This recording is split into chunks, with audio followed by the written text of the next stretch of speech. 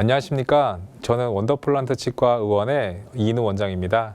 오늘 제가 말씀드릴 주제는 GBR과 원가이드 시스템을 동반한 임플란트 식립 시에 고려할 플랩 앤 템플릿 디자인에 대해서입니다. 그래서 이 부분에 대해서는 관심 있으신 분들 조금 계셔가지고 이 주제만 따로 떼서 한번 말씀드려 보도록 하겠습니다. 자, 이제 원가이드 시스템 제분이 이제 얼마 전에 한번 연락받더니 한 달에 한 4,000원 이상 한다고 하시더라고요. 디자인 센터에서요. 그러니까 디자인 센터를 이용하지 않는 원가이드 시스템까지 하면 굉장히 대중화된 시술이 됐어요. 그래서 그런 부분들에서 이제 많은 분들이 내비게이션 시스템, 그러니까 컴퓨터 가이드 서저리를 하실 텐데 그런 부분들에 대해서 조금 살펴보겠습니다. 원가이드 시스템 워낙 좋기로 저는 만족하면서 쓰고 있는데요. 다 이런 어떤 기본적인 장점들 여러 가지가 있지만 제가 원가이드를 쓰는 가장 좋은 점은 이 수술 시 어느 정도 보장된 결과를 보여준다는 부분이 가장 큽니다. 예를 들면 약간의 오차는 있을 수 있죠. 어떤 사방, 그러니까 버티컬로 아니면 호리즌탈로 아니면 보컬링구알로 메조디스탈로 어느 정도의 오차는 있을 수 있겠지만 그 범위가 한정되다 보니까 그런 부분들에서 어느 정도 안심을 하면서 사용할 수 있는 그런 부분들이 가장 좋은데요. 이제 많은 분들이 이제 심지어 다른 타원에서 이렇게 오셨어요. 환자가 오셨어요. 와서 이런 얘기 하는데, 내비게이션 임플란트라고 흔히 아시니까 내비게이션 임플란트 알아보러 왔어요. 그런데 저는 내비게이션 임플란트가 안 된대요. 라고 해서 어떤 상태입니까? 하고 보면 실제로 가능한 경우들이 있습니다. 그래서 이게 보면 왜 안 된다고 합니까? 라고 하면은 이제 여러 가지 이유를 이제 말씀하시는데 그 중에 이제 절개를 하기 때문에 안 된다. 그런 얘기들을 하시던데요. 그래서 컨셉을 다시 한번 잡아보도록 하겠습니다. 그래서 제가 봤을 때 이 컴퓨터 가이드 서저리랑 플랩리스 서저리랑은 같은 개념은 아니라고 생각합니다. 그건 많은 분들 아실 건데요. 이 무절개 수술하고는 상관이 없는, 그래서 이거는 저는 아니라고 생각을 하고요. 그리고 또 하나, 이제 컴퓨터 서저리는 절개를 하면 쓸 수가 없다? 그렇지 않습니다. 당연히 쓸 수 있습니다. 이 부분은 당연히 쓸 수 있고요. 그리고 또 하나, 컴퓨터 서저리를 하면 GBR을 동반할 수 없다? 이거는 GBR을 하는 거는 어떤 뼈 이식을 하고 멤브레인을 대는 술식이고, 컴퓨터 가이드 서저리는 임플란트를 정확하게 심기 위한 시스템인데 이것이 공존할 수 없다라고 보시는 분들 계신데요. 제가 보기에는 가능하다고 생각합니다. 물론 약간 어떤 고민할 부분들이 있긴 하지만 대부분의 경우 가능하다고 생각합니다. 그래서 일단은 어떤 그런 백그라운드하고 어떤 디자인, 플랩하고 템플릿 디자인에 대한 부분을 살펴볼 거고, 그리고 케이스 리뷰를 볼 거고, 그 다음에 이제 앵커핀에 대해서 조금 제가 드리고 싶은 말씀이 있어서 그 부분 살펴보도록 하겠습니다.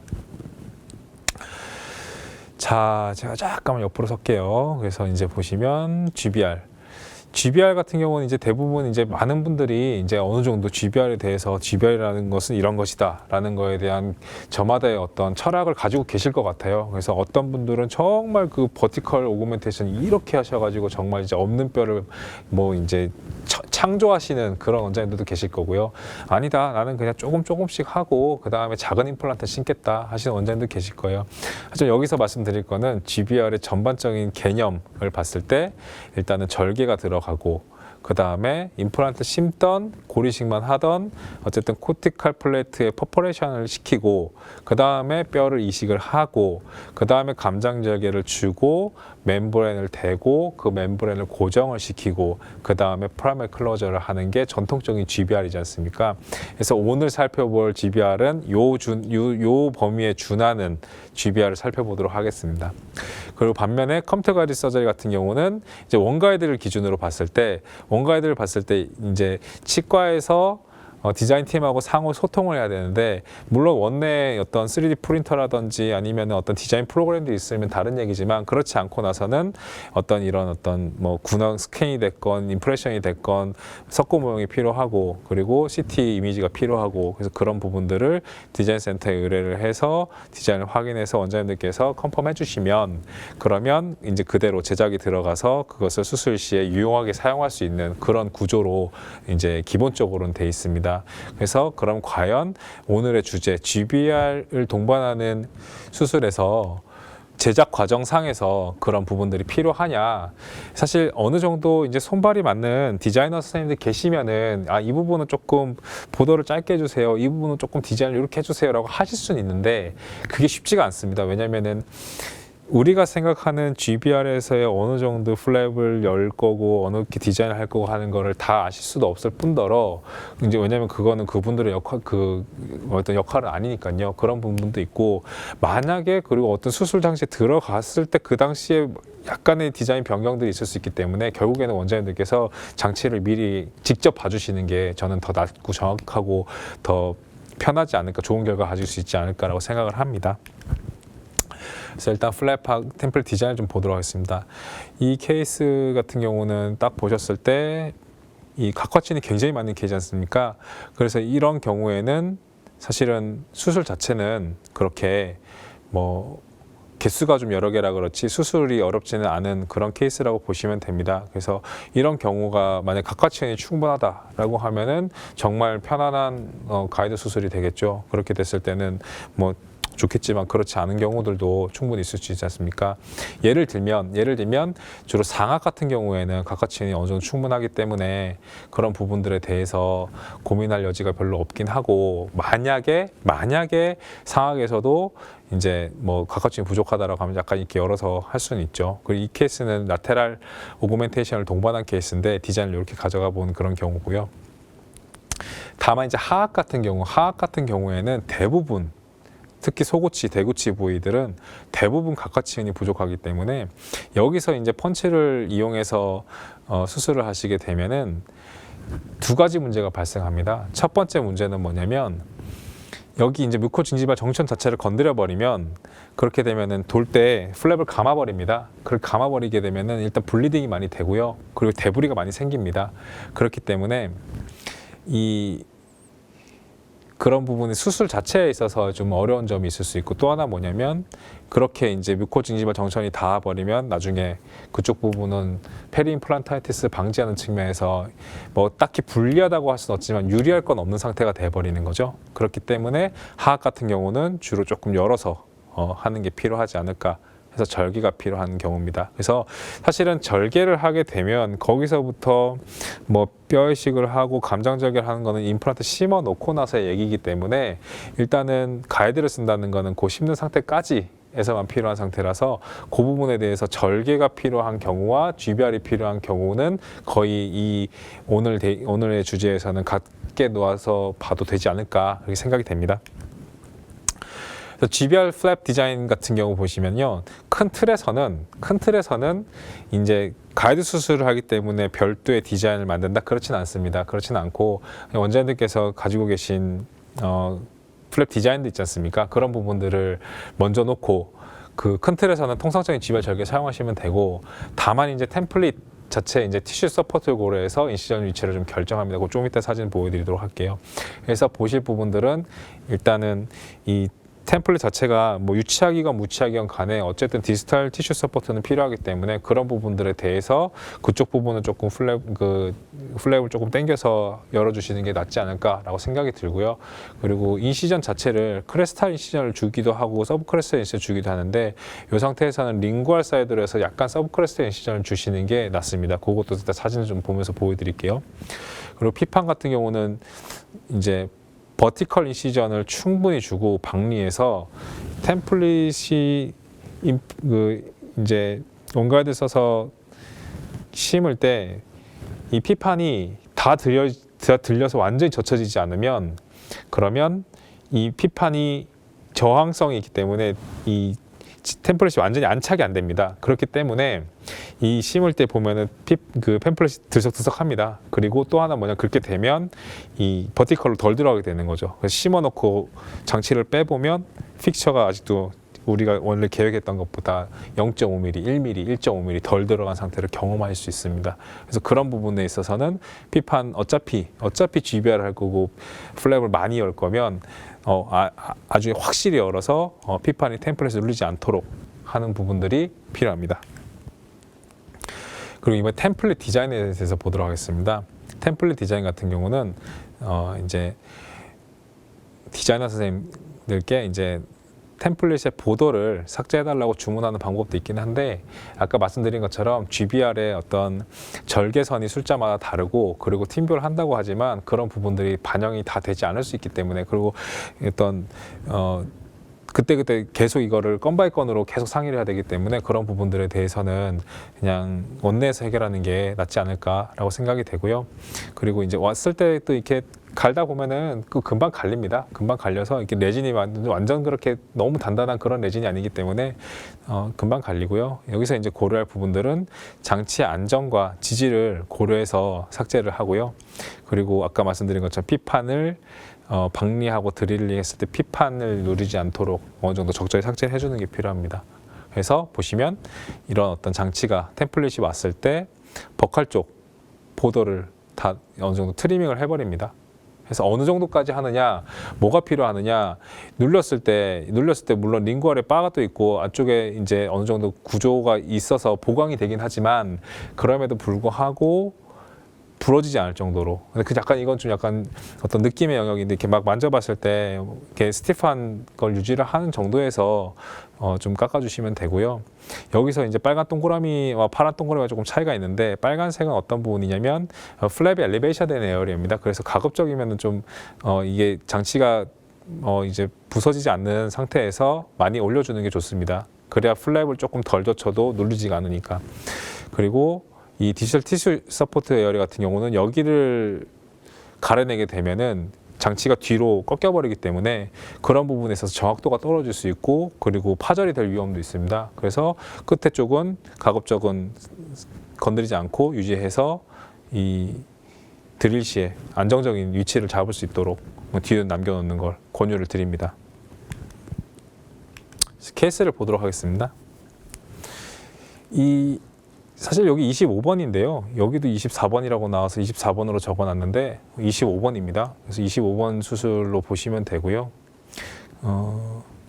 50대 여환으로 기억합니다. 그래서 보시면 이 수술, 심리까지는 템플릿 이용해서 심고요.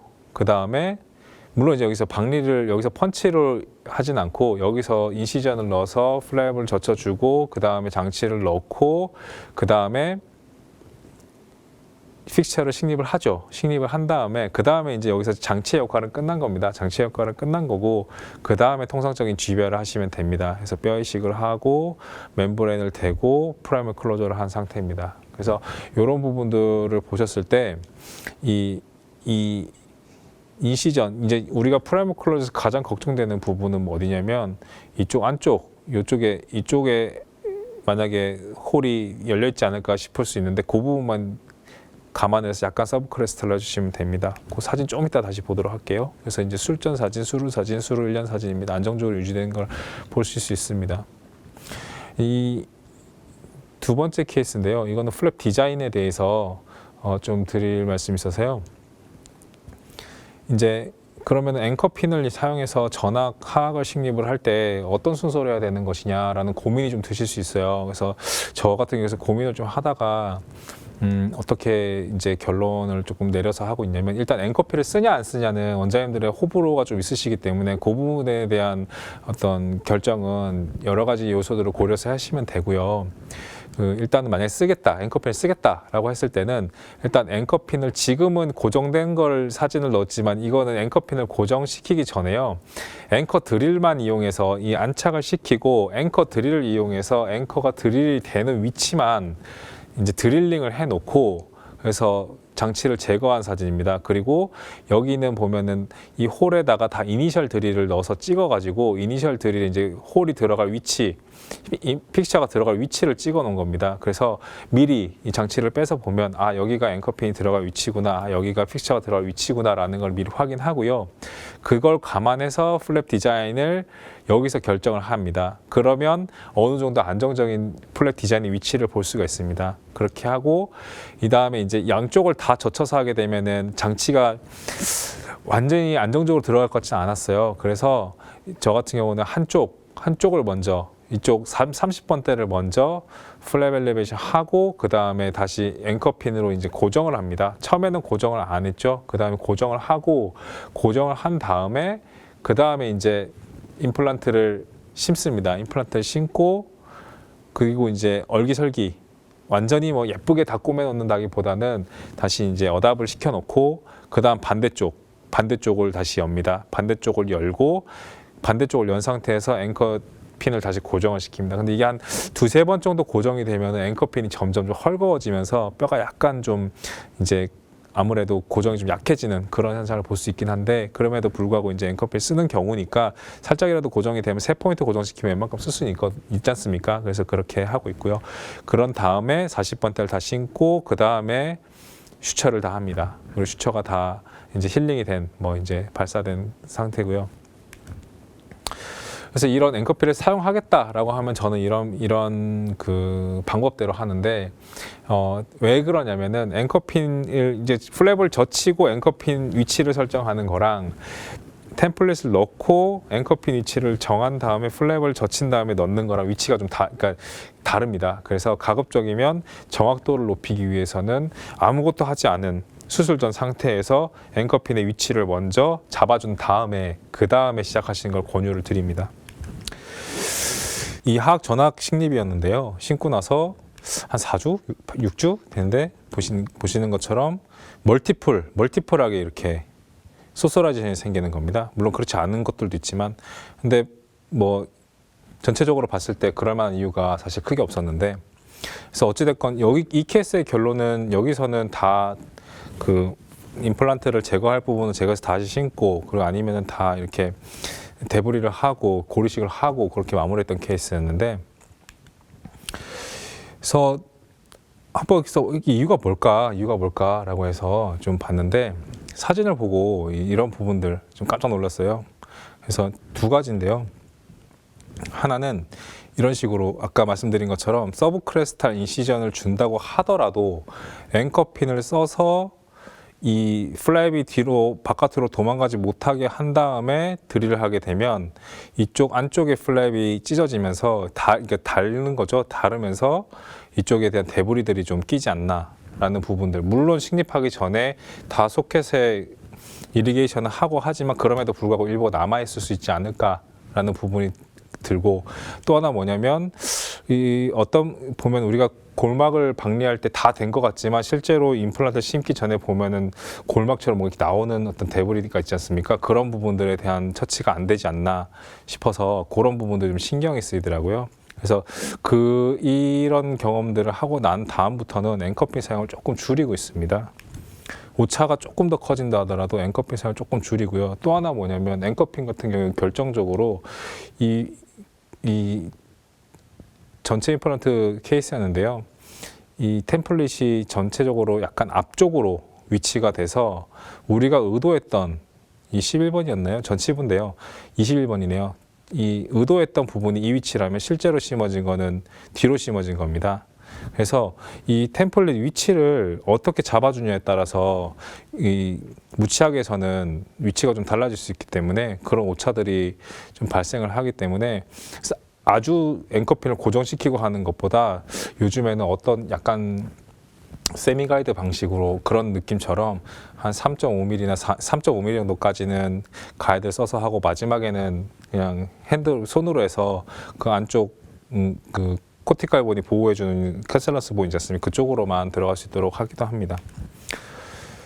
그리고 이제 이 케이스 같은 경우는 이 2018년도 오스템 라이프 서저리 케이스인데요. 이 상악 9개를 신고 그리고 이제 이미디어 로딩을 하자라는 케이스였는데 다 됐어요. 다 됐고 어답이 돼서 들어갔는데 이쪽은 닫고 이쪽은 빠져나오는 거죠.